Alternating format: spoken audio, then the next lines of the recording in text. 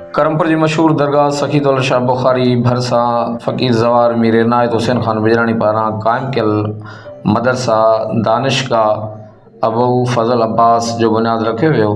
इफ्तिताह जे मौक़े ते शिया उलमा किराम मौलाना साईं मुख्तियार अली शाह, मौलाना अदब हुसैन नजफ़ी, मौलाना सैयद परवेज़ हुसैन शाह नकवी, मौलाना वज़ीर अली फ़ाज़ली, मौलाना मोहम्मद अब्बास जतोई, मौलाना बशीर हुसैन बिशारती, मीर फ़ाइक़ अली ख़ान जखरानी, प्रोफ़ेसर वाजिद अली शाह बुखारी, उस्ताद अब्दुर्रहमान शाह जीलानी, उस्ताद हुसैन बख्श जोलियानी, उस्ताद फ़िदा हुसैन बगलानी, इमाम ॾिनो दायो ज़वार सादिक हुसैन नसीरानी, ज़ुल्फ़कार अली दायो, अनवर अली चाचा, रज़ामंद शेख ऐं ॿियनि मदरसे जो इफ्तिताह कयो।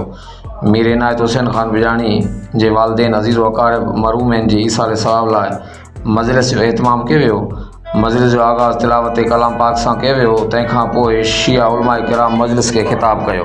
मां तव्हांजो टाइम कोन थो वठां पियो। बहरहाल खीरूं लहणियूं तहसीन लहणो साईं इनायत हुसैन ख़ान बिजरानी साहब जंहिं पंहिंजे हिन आबाई शहर में हिकिड़ी दर्सगाह क़ाइमु करण जे लाइ अॼु जेको हीउ मेड़ाको रखियो आहे, मोहबती मेड़ाको साईं क़िबला साईं मुख्तियार शाह जन कही आया आहिनि, साईं अदब अली नजफ़ी साहब